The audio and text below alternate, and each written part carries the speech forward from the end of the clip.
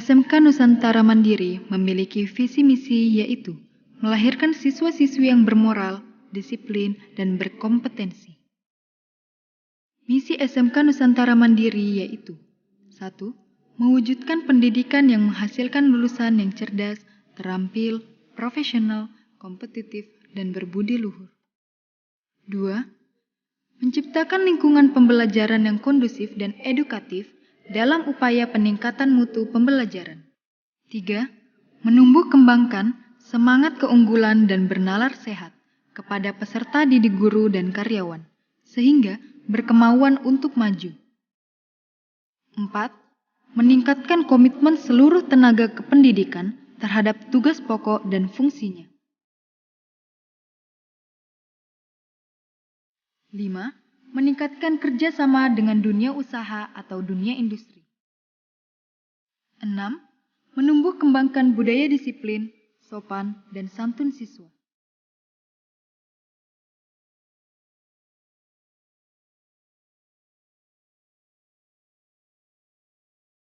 SMK Nusantara Mandiri berdiri sejak tahun 2007, dan seiring berjalannya waktu, SMK Nusantara Mandiri semakin maju dan semakin meningkat.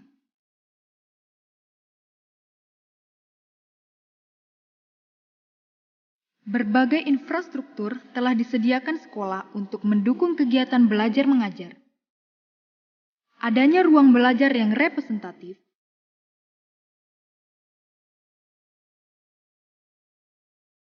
laboratorium komputer yang memadai,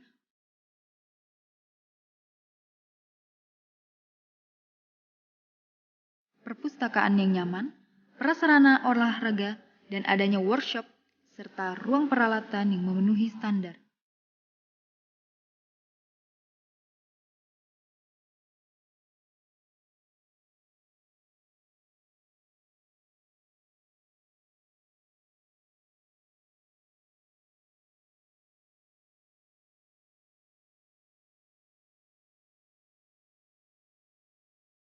SMK Nusantara Mandiri memiliki 2 jurusan terbaik, yaitu jurusan Teknik Alat Berat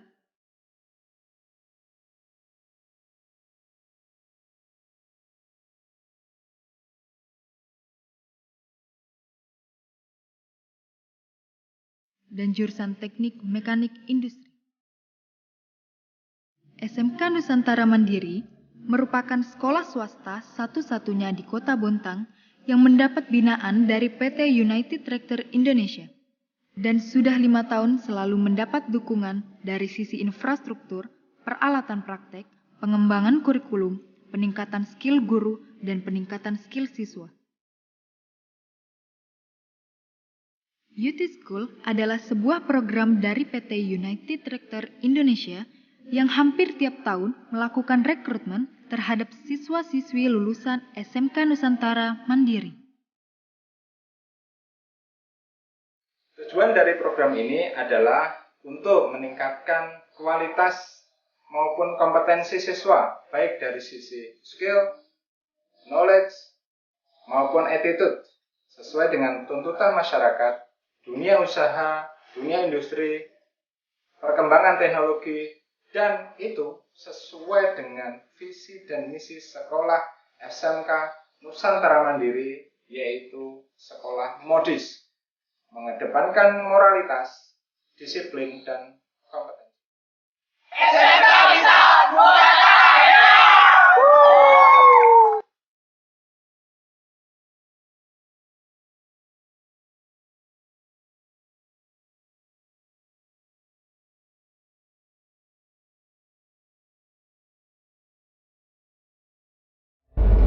Assalamualaikum warahmatullahi wabarakatuh. Apa kabar Anda pemirsa? Senang sekali saya Rahmat Alita bisa hadir menjumpai Anda dalam Bontang Dialog.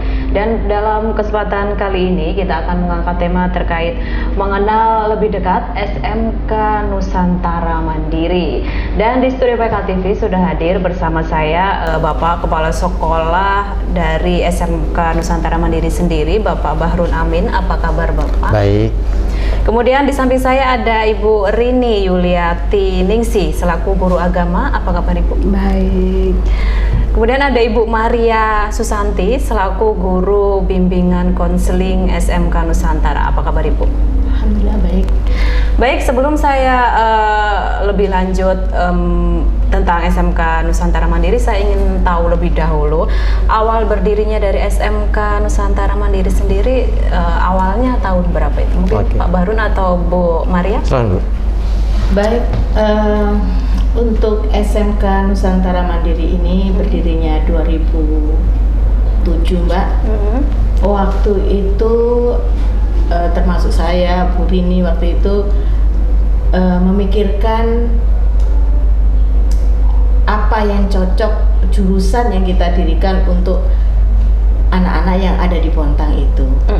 Nah, kebetulan waktu itu ada di ide kami untuk memenuhi lapangan pekerjaan untuk anak-anak dari SMK ini, yaitu waktu itu teknik alat berat untuk memenuhi pasar untuk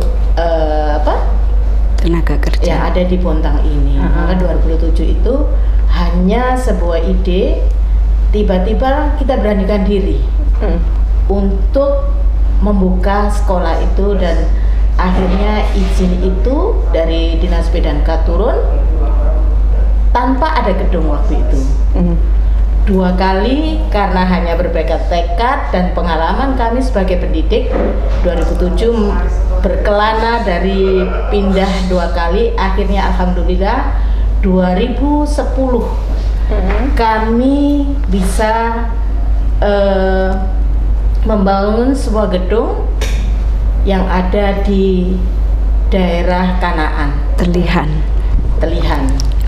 Akhirnya 10 ruang kelas langsung bisa kami bangun di situ. Dan dengan ya tertati-tati lah akhirnya terpenuhi, dan alhamdulillah semua bisa berjalan dengan baik sampai saat ini. Di 2007 tadi ya berdirinya Bu ya. Itu apakah dari gurunya sendiri, dari guru pembimbingnya ada berapa waktu itu Bu? Waktu itu justru yang membuat kami semangat, dari pendaftar itu awal itu sudah 100 orang. Sudah 100 ya? orang. Padahal dengan itu belum ada gedung. Belum ada gedung. 100 orang dengan jumlah pendidik kalau nggak salah waktu itu 17 orang. Nah, dari situlah semangat itu muncul. Ya. Masih satu jurusan Bu ya waktu itu ya? Waktu itu 3 jurusan tapi andalannya waktu itu alat berat, akuntansi, dan teknik kendaraan ringan. Baik, kalau dari sampai saat ini 2010, apakah sudah ada penambahan jurusan? Ada ya Pak Barun. Ada satu lagi mekanik industri. Teknik mekanik industri. Jurusan itu ada satu-satunya yang di Kalimantan Timur. Kalimantan Timur dan di SMK Nusantara. Dan ada di SMK Nusantara, Mbak. Baik, kenapa ada jurusan tersebut? Mungkin baik. Monggo. Proses pembuatan jurusan baru itu Mbak kan harus melalui kajian. Iya. Kami melakukan kajian sederhana karena syarat untuk membuka jurusan baru itu di SMK itu harus ada kajian, sehingga kami membuat kajian. Ternyata peluang kerja untuk teknik mekanik industri itu cukup banyak karena di semua sektor itu dibutuhkan, bukan hanya di daerah pertambangan, di dunia industri minyak dan gas maupun petrokimia juga dibutuhkan. Intinya seperti ini adalah di mana ada proses manufaktur, maka disitulah jurusan teknik mekanik industri itu dibutuhkan. Setelah kami melakukan kajian, di pertambangan dibutuhkan, seperti di kawasan Pupuk Kaltim dibutuhkan, dan di kawasan PT Badak pun juga dibutuhkan. Sehingga kami beranilah membuka itu, walaupun sebenarnya jurusan ini agak sedikit langka di daerah Kaltim karena kitalah yang satu-satunya yang punya jurusan ini. Kami sudah cari, ada di negeri, di Bontang, tapi dipecah. Teknik mekanik industri kan itu penggabungan antara teknik permesinan dan teknik pengelasan. Itu digabung jadi satu. Tapi kalau di SMK negeri yang ada di Bontang itu dia pisah per kompetensi kalian. Dia pengelasan sendiri, permesinan. Nah, kami gabung jadi satu sehingga menjadi mekanik industri bahasanya. Dan itu dibutuhkan oleh dunia industri untuk pengkapelan jurusan seperti itu. Akhirnya kami buka dan tahun 2019 ini telah meluluskan 1 angkatan dengan jumlah hampir 20. Berarti itu mulai ada tahun? 3 tahun yang lalu. 3 tahun yang lalu. Baik, berarti yang namanya teknik mekanik industri di SMK Nusantara jadi unggulan ya? Atau unggulan kedua setelah teknik alat berat. Oh, teknik alat berat tapi satu, ke arah kedepannya sepertinya akan menjadi favorit karena serapan dunia kerjanya juga cukup besar, karena untuk menjadi wira swasta itu juga lebih besar. Bengkel-bengkel pengelasan, bengkel-bengkel permesinan itu lebih banyak lebih ke situ ya. Baik, kalau dari siswanya sendiri kebanyakan ada di jurusan mana? Di teknik alat berat. Sampai detik ini teknik alat berat itu masih jadi favorit di tempat kami, karena jumlahnya dalam 1 angkatan bisa sampai 2-3 rombongan belajar. 2-3 rombongan belajar itu ada berapa? Itu sekitar 3 kelas. Oh, 3 kelas ya. Kalau di tempat kami kelas itu disebut rombongan belajar. Baik, kalau tadi untuk jurusan unggulan teknik berat ya. Baik, kalau dari programnya dari sekolah sendiri unggulannya apa? Oke, baik. Silakan Bu Rini. Ada beberapa. Bu Rini mungkin. Unggulannya itu ya teknik alat berat. Alat berat itu menjadi unggulan karena untuk penerimaan siswa baru hampir paling banyak alat berat. Kalau programnya sendiri, program dari sekolah? Jadi gini, SMK Nusantara itu kan punya misi disebut sekolah modis. Dia disebut sekolah modis karena modis itu adalah moralitas, disiplin, dan kompetensi. Nah, dari sisi moralitas kita punya banyak program keagamaan yang diunggulkan, walaupun sebenarnya kami bukan sekolah yang berbasis agama. Nah, kami sekolah umum, tapi porsi pembelajaran agamanya cukup besar, sehingga nanti lebih jelas detail dijelaskan sama Bu Rini. Kalau masalah disiplin, kami lebih memperkuatnya di bimbingan konseling. Kami tahu bahwa siswa-siswa kami nanti diperkuat lagi jawabannya oleh Bu Maria, bahwa sekolah-sekolah kami itu kan bagian dari akhir dari sekolah negeri. Jadi kalau sekolah negeri sudah menyelesaikan rekrut, baru ke tempat kami. Dan itu kami sadari. Tapi di tahun ini kami tidak seperti itu lagi juga. Sampai detik ini kami sudah menerima 1 rombongan belajar. Dari 3 rombongan belajar yang kami butuhkan, 1 rombongan belajar per kemarin itu sudah penuh, terisi. Tinggal 2 rombongan belajar yang masih kosong, yang mungkin menunggu proses rekrutmen di negeri. Program di Nusantara itu yang diunggulkannya itu keagamaan. Terus pengelolaan etika anak-anak, bimbingan konseling itu diperkuat. Nah, terus kita itu ada yang disebut dengan program magang dan prakerin. 2 program yang dijadikan 1 paket. Jadi kenapa kami butuhkan ini? Untuk melatih anak-anak berhadapan langsung dengan dunia industri, bahwa oh ternyata dunia kerja itu seperti ini. Jadi di semester 3 di tingkat 2 itu dia sudah mulai magang selama 3 bulan. Di tingkat 2 sudah ada ya. Oke. Terus di tingkat 2 semester 4 dia itu sudah mulai prakerin selama 4 bulan. Kalau dia magang, dia hanya di dalam kota saja. Kita tempatkan di beberapa workshop yang sudah menjalin kerjasama dengan kita. Tetapi prakerin akan kami langsung tempatkan di dunia-dunia industri perusahaan, baik di pertambangan, di migas maupun di petrokimia. Nah, itu proses pembelajaran yang sebenarnya di SMK itu kan 70% praktek, 30%-nya teori. Itu yang kami olah seperti apa. Silakan Bu Maria ditambahin sama Bu Rini. Mungkin ada tambahan dari Bu Rini mungkin. Kalau tadi kan dijelaskan bahwa ada program unggulannya di keagamaan. Nah, itu mungkin seperti apa? Ya, kami seperti yang Pak Barun bilang tadi, bahwa kami bukan sekolah keagamaan, tapi kami mengutamakan itu. Karena apa? Kita ingin membentuk moral anak-anak itu menjadi baik. Lalu kita mengadakan setiap hari 10 atau 5 menit atau 10 menit sebelum istirahat, kita adakan baca kitab dan berdoa. Untuk yang Nasrani. Untuk yang Muslim, mereka langsung ke musola, lalu sholat duha. Setiap hari itu. Lalu setiap hari Jumat kami ada ibadah gabungan dari kelas 1 sampai kelas 3 semuanya. Yang Muslim sholat Jumat, yang Kristen ada ibadah bersama. Kami ketika untuk kenaikan kelas, kami tidak hanya ujian tulis, tapi kami ada ujian kompetensi agama. Apa yang dia harus dihafal, kelas 1 mau naik kelas 2, dia harus menghafal 10 ayat firman Tuhan dan 10 hukum Allah. Kelas 2 mau naik ke yang muslim, dia harus bisa menghafal 1 juz. Kelas 2 mau naik ke kelas 3, dia harus menghafal 15 ayat firman Tuhan dan menghafal doa Bapa kami dan pengakuan iman rasuli. Jadi harapan kami ketika mereka lulus nanti, mereka mengerti firman Tuhan yang dia pelajari, lalu ketika dia lulus, dia menjadi orang yang menjadi pelaku firman. Bukan hanya mendengar saja, tapi dia menjadi pelaku. Dan selama ini kami bersyukur anak-anak kami juga melakukan apa yang dia pelajari tentang kasih misalnya. Kami anak-anak dari SMK Nusantara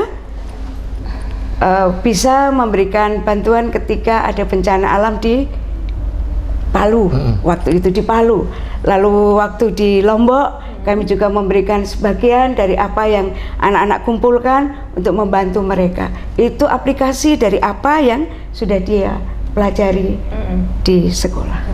Berarti diharapkan dari siswa sendiri mempunyai moral keagamaan untuk diterapkan di kesehariannya. Keseharian. Dan untuk nanti modal dia bekerja juga. Setidaknya di sekolah dia bisa menghormati guru, menghormati orang tua, dan sayang terhadap anak-anak. Tidak akan ada lagi perkelahian atau keroyokan, tidak. Karena apa? Mereka sudah mengerti firman Tuhan. Baik.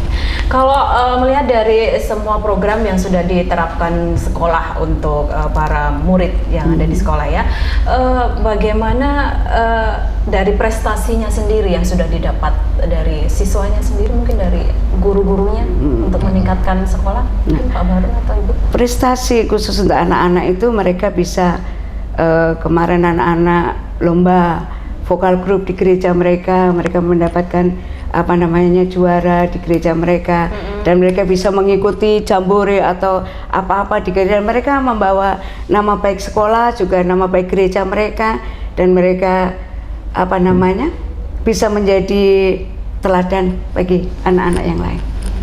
Mungkin ada lagi? Kemarin? Kalau saya lebih menjelaskannya dari kepribadian anak-anak ya Mbak, karena dari awal berdirinya Sekolah Nusantara ini kami dititipin anak-anak yang istimewa. Istimewa dalam arti dari kelakuan sehari-harinya, dari tingkat pendidikannya. Nah, kalau nggak usah saya terjemahkan apa istimewa itu, karena bisa dilihat sendiri kalau dari sekolah swasta itu bagaimana gitu loh.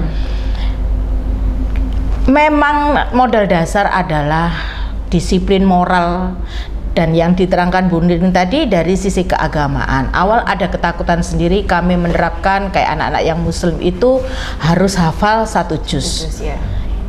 Tetapi ya itu tadi, dengan hari-hari, jadi istimewa sekali Mbak di sekolah kami. Bagi yang Kristen itu mereka menghafal, kalau anak-anak muslim juga seperti itu. Jadi hari-hari habis istirahat biar dia minum tuh di kantin tuh lafalnya itu dia ada rasa, dari situlah mungkin yang mengekang emosi mereka.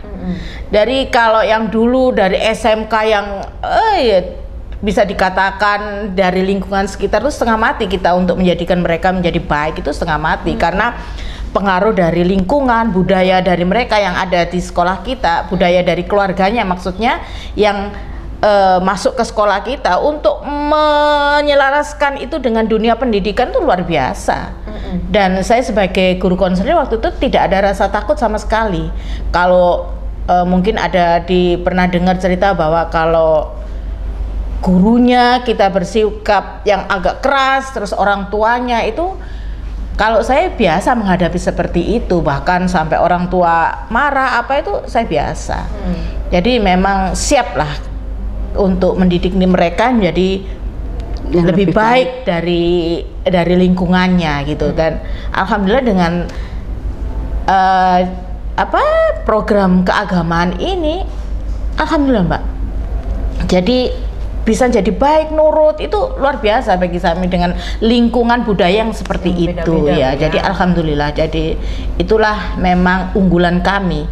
Secara prestasi mungkin orang melihatnya pasnya cuma segitu aja, tapi efeknya luar biasa Mbak. Dengan agama itu pembentukannya itu luar biasa, dan itu arahnya ke sikap belajar. Dengan disiplin seperti itu, efeknya itu di belajarnya itu. Jadi prestasinya ya menurut saya ya ada kenaikan yang luar biasa. Baik, kalau berbicara soal tadi muridnya lebih istimewa gitu nanti ya. Nah, itu bagaimana dari peraturan sekolah sendiri menerapkan anak-anak yang seperti itu? Iya, awal sekali memang kita keras ya Mbak ya. Sampai mungkin kalau Mbak main di sekolah kami itu tidak ada celah untuk anak bisa itu sampai lari. Karena STM itu identik lari dari sekolah juga. Kalau yang di swasta Mbak ya, terutama di sekolah kami, lari dari sekolah. Ada celah tikus pun bagaimana dia akan berpikir bagaimana supaya lepas dari sekolah. Itu akhirnya kami dari sekolah itu CCTV di mana-mana. Bahkan di kamar mandi pun tetap kami pasang CCTV untuk yaitu tadi untuk berusaha menjadi anak-anak lebih disiplin itu. Kalau masalah keras ya keras sekali memang awal kita, tapi untuk sekarang kami punya wacana bahwa untuk anak-anak yang melakukan kesalahan itu akan kami arahkan ke kegiatan sosial. Jadi saya sudah minta tolong, sudah laporkan ke Pak Kepala Sekolah untuk mendatangi instansi seperti kecamatan. Jadi kalau anak-anak bolos itu nanti sanksinya bukan lagi kekerasan atau nggak ada lagi. Itu sekarang sudah nggak zamannya mungkin ya Mbak. Jadi anak-anak itu disuruh mengabdi, justru membersihkan kelurahan, membersihkan ruang kecamatan, itu akan kami lakukan itu. Wacananya seperti itu. Wacananya akan seperti itu. Tahun ini insya Allah akan tahun kami kemarin sudah terlaksana, tapi mungkin untuk tahun ini akan lebih digiatkan kembali. Jadi kami terinspirasi dari sekolah yang ada di Surabaya bahwa seperti membolos itu bukan lagi hukumannya kamu harus berdiri, kamu harus ini, enggak. Jadi mengabdi Mbak ke panti jompo, ke pesantren, itu dia kadang-kadang menyuapin ibu-ibu yang sudah tua, itu hukumannya. Akan kami arahkan ke sana sekarang ini untuk kegiatan-kegiatan kalau anak-anak yang melakukan pelanggaran seperti tapi itu. Apakah dengan cara seperti itu bisa optimis, maksudnya dari sekolah sendiri optimis bisa membuat anak itu kami optimis Mbak, karena yang ditimbulkan dari kegiatan itu adalah di samping mungkin kalau membersihkan itu kan anak-anak kan bisa mengamati lingkungan bagaimana, itu akan kan tergugah gitu. Seperti ke panti jompo atau itu menyuapin itu kan pakai rasa toh Mbak. Nah rasa itu yang kita bangkitkan untuk itu. Khawatir kalau nanti melarikan diri malah seperti itu. Ada pengawasan Mbak. Jadi kami mengeluarkan anak bukan berarti sudah kamu ke panti jompo atau ke kecamatan dilepas gitu ya. Enggak, harus kita awasi, tetap kita awasi dan ada laporannya makanya dari sekolah kan menghubungi instansi tersebut untuk mendidik mereka gitu loh. Jadi mudah-mudahan aja ya kedepannya anak-anak kita menjadi lebih baik. Itu unggulan kami. Mungkin belum ada di sekolah di Bontang yang melakukan kegiatan seperti itu yang akan kami tempuh. Bu, cuman sejauh ini apakah tadi dijelaskan sudah pernah ya, tapi belum maksimal mungkin. Itu ada contoh murid yang sudah menjalani itu? Bukan belum maksimal. Kemarin aturannya kan pakai indikator poin. Ya. Nah, pada saat poin itu tercapai, maka anak itu baru bisa dikenakan sanksi yang tipenya seperti itu. Kemarin kami menugaskan ke Kodim. Nah, jadi waktu itu kami sudah diskusi juga dengan beberapa petugas di sana dan diterima di sana, ya diolahlah sama mereka. Kami disupport di sana. Mereka diberikan tugas dengan beban hukuman, tapi bukan beban hukuman yang fisik, mental, tapi seperti yang diceritakan Ibu Maria tadi, istilahnya. Tapi di Kodim ya, di Kodim tempatnya. Umpamanya dia membersihkan toiletnya petugas di sana, terus membantu ya seperti yang diceritakan Bu Mari tadi, itu sudah terlaksana kemarin dan kami sudah aplikasikan, tapi memang bukan maksimal karena poinnya itu baru tercapai. Karena memang kemarin itu poinnya terlalu tinggi Bu ya, terlalu tinggi kami kasih. Dengan poin sekian ratus baru boleh dapat hukuman ini. Nah, setelah direview sama beliau, mungkin nanti poinnya dianurkan lagi supaya tidak terlalu sehingga lebih banyak yang mendapatkan ini. Karena memang tujuannya kan namanya juga sekolah modis. Moralitas, disiplin, kompetensi. Moralnya dulu yang dibangun, disiplinnya. Kalau masalah ilmunya Mbak, terakhir kompetensi itu. Kompetensi itu kami sudah punya tim, jadi nggak usah khawatir. Jadi yang dipermasalahkan sekarang itu moralitas, disiplin. Beliau ini adalah tiang sekolah saya, terus terang. Beliau berdua ini adalah tiang paling kuat. Bagaimana moralitasnya dapat, disiplinnya mereka dapat, beliau ini yang mengatur polanya seperti apa semua. Sehingga nanti masalah kompetensinya biar kami yang berurusan kompetensinya. Jadi nanti luluslah mereka dengan predikat modis. Moralitasnya dapat, disiplinnya dapat, yakin kompetensinya pasti dapat ya. Yang penting dari moral dulu, dibentuk dulu begitu. Arahnya Nusantara seperti itu, dari situ dulu. Baik, kita akan lanjutkan perbincangan kita sesaat lagi Bu ya. Baik pemirsa, kita akan lanjutkan perbincangan kita sesaat lagi, tetaplah di Bontang Dialog.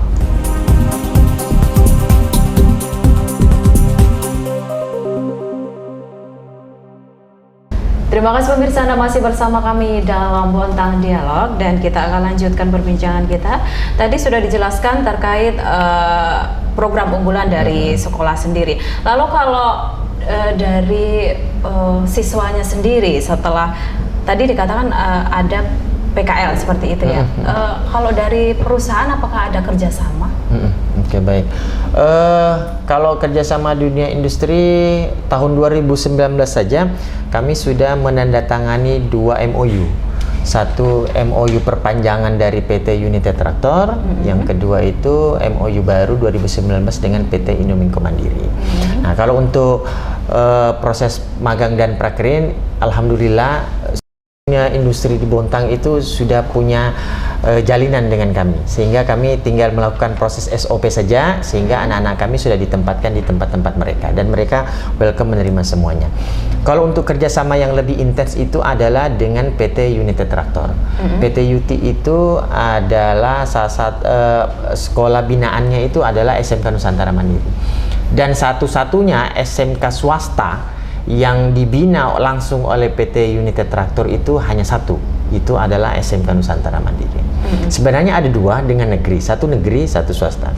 Kami dibina oleh PT United Tractor itu sejak 2000, kalau nggak salah 2011, sudah hampir 8 tahun beliau.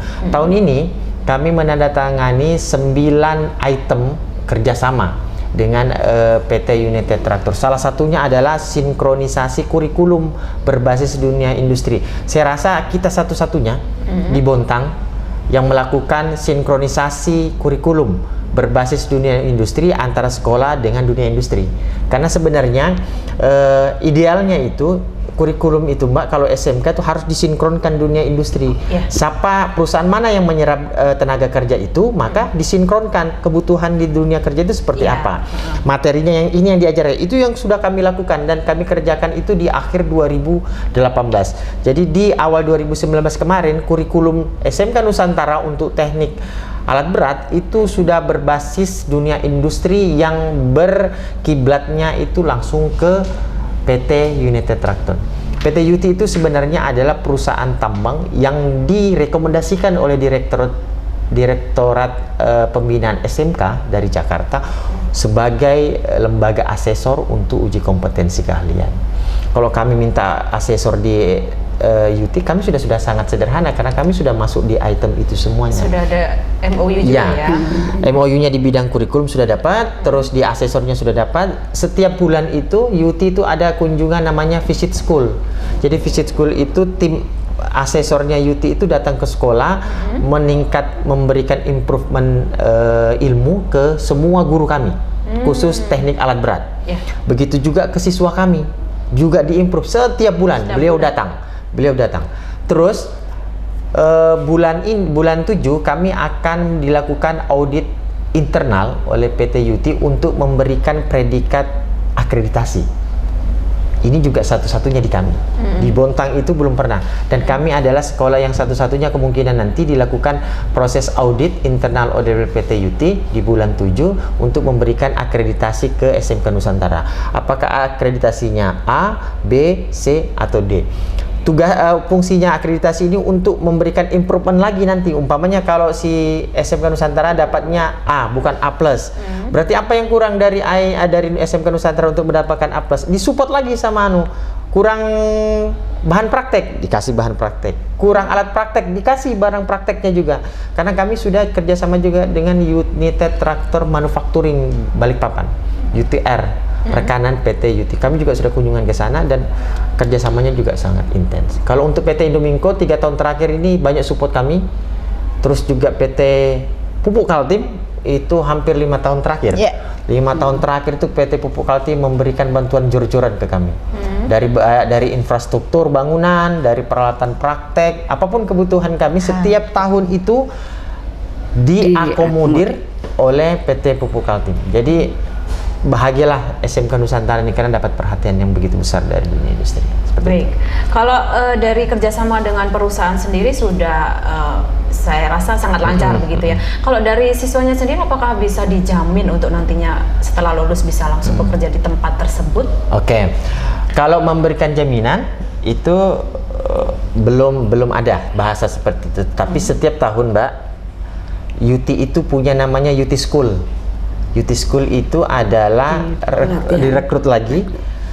Gini, UT School itu merekrut sebenarnya Mbak setelah lulus. Nah, tapi tahun 2018 kami memberikan terobosan bahwa anak yang belum lulus pun sudah bisa dites untuk masuk ke UT School. Itu satu-satunya dilakukan di Bontang. Yang selebihnya itu di Indonesia itu dilakukannya harus setelah lulus sekolah. Sudah punya ijazah baru. Tapi kami sudah komunikasi dengan UT School Samarinda. Jadi pelaksanaan tes UT School itu selalu dilaksanakan di SMK Nusantara. Rekrutmen anak-anak UT School itu pun sudah dilakukan di SMK. Kami itu tidak seragam, Mbak. Jadi kami memberikan juga kesempatan ke teman-teman sekolah lain untuk bergabung tes bersama di UT School. Kemarin dari 150 siswa yang lulus dan yang telah lulus uji penerimaan di UT School, yang lulus itu 6 orang. 4-nya dari SMK Nusantara, 2-nya dari sekolah luar. Secara porsi kami sudah sangat unggul, berarti pertanda bahwa kualitas kami sudah seperti itu. Berarti kalau dari 7 tadi ya, 7 dan 4, 6 atau 7? 6 ya. 4 dari SMK Nusantara itu sudah jelas nantinya bekerja di UT seperti itu ya. Dia dididik di UT School selama 1 tahun, dididik kembali, habis itu baru ditempatkan, seperti itu prosesnya. Baik, baik kalau gitu, kalau dari trik dari sekolah sendiri untuk tetap eksis ya, untuk tetap mempertahankan sekolah untuk dari perusahaan-perusahaan sendiri bisa tetap fokus ke SMK Nusantara sendiri seperti apa? Ya Pak Bu? Gini Mbak ya, kalau mungkin dari awal sampai akhir tadi dengan ceritanya seperti itu, bagaimana pembangunan, bagaimana untuk kami secara ini, betapa baiknya Allah kepada kita di SMK Nusantara. Maka dari itu saya sampaikan kepada kepala sekolah, karena kebaikan Allah bahwa semua ini juga harus menimbulkan kebaikan untuk anak-anak. Artinya dari pihak yayasan pun tidak pernah berhitung berapa dan dari mana yang harus dikembalikan ke yayasan, karena semuanya itu dikelola sekolah. Maka dari itu kami dari Sekolah Nusantara ini berusaha untuk sebaik-baiknya apa yang kita terima dari pemerintah, dari anak-anak sendiri itu akan kembali kepada anak-anak. Jadi seperti itu. Fasilitasnya diperbaiki, fasilitasnya benar-benar untuk kebutuhan anak itu benar-benar kita perhatikan. Kursi, meja, semua kebutuhan anak itu kita benar-benar pedulikan. Gak ada kursi yang jelek atau itu, benar-benar kalau begitu rusak kita cepat ganti, rusak kita cepat ganti. Karena apa?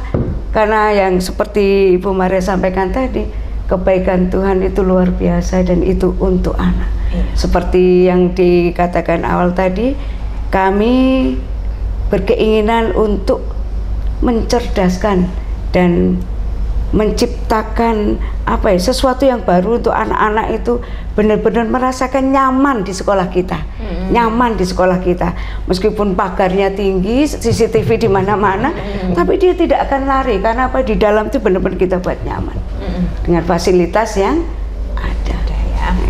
Baik, yang terakhir saya ingin bertanya bagaimana dari sekolah sendiri meyakinkan kepada para orang tua untuk bisa menyekolahkan anak-anak mereka ke SMK Nusantara Mandiri. Mungkin Pak Baru dulu. Oke. SMK Nusantara semakin tahun semakin meningkat kuantitasnya dan lebih meningkat lagi dari sisi kualitasnya. Berbagai macam program sudah diterapkan oleh SMK Nusantara. Salah satunya yang terbaru kemarin adalah uji kompetensi skill namanya. Jadi setiap kenaikan tingkat peserta didik itu kalau mau naik kelas dari kelas 1 kelas 2, kelas 2 ke kelas 3 itu tidak lagi ujiannya berbasis paper atau berbasis kertas, tapi sudah berbasis praktek. Salah satu tujuannya beliau membuat itu adalah jujurnya harus dinaikkan. Jadi anak-anak ujian itu harus sudah jujur awalnya. Belum lagi nanti ujian nasional berbasis komputer lebih jujur lagi karena sudah tidak ada lagi kompromi antara siswa dengan siswa, pengawas dengan anu. Jadi itu salah satunya. Terus one juz one years, 1 tahun 1 juz setiap. Jadi insya Allah anak-anak kita yang muslim itu selama 3 tahun bersekolah di SMK Nusantara bisalah memberikan kebahagiaan tersendiri ke orang tuanya sudah menghafal 3 juz. Begitu juga yang Nasrani. Beliau sudah menghafal berapa puluh ayat dan sebagainya. Itu juga bagian dari, dan itu sudah kita jelaskan ke orang tua. Dan partisipasi dunia industri yang besar ke SMK Nusantara itu sudah sangat cukup memberikan daya dukung dunia industri, karena SMK harus bergandeng tangan dengan dunia industri. Mudah-mudahan dari kondisi seperti ini minat siswa semakin akan terus bertambah karena kualitas dan program-program unggulan kami juga sudah dijalankan dan akan terus ditingkatkan. Silakan. Dan saya tambahin Mbak, kan dari pihak orang tua sendiri kan selama pendaftaran ini samping kita mengadakan promo-promo langsung dari sekolah-sekolah, banyak orang tua yang datang sendiri Mbak ke sekolah melihat dan menyaksikan bagaimana workshop kita yang untuk mendukung kegiatan mereka praktek. Jadi saya rasa tidak perlu dilakukan lagi karena orang tua menyaksikan sendiri bagaimana SMK Nusantara gitu, dan pintu itu akan selalu terbuka apabila ada orang tua yang ingin menyekolahkan di Nusantara. Melihat-lihat dulu, monggo silakan dilihat dulu kondisinya, situasinya bagaimana, tempat ibadahnya bagaimana, alat prakteknya bagaimana. Dari situlah mungkin akan semakin yakin orang tua untuk menitipkan kepada kami. Dan kami sebagai guru selalu menyarankan bahwa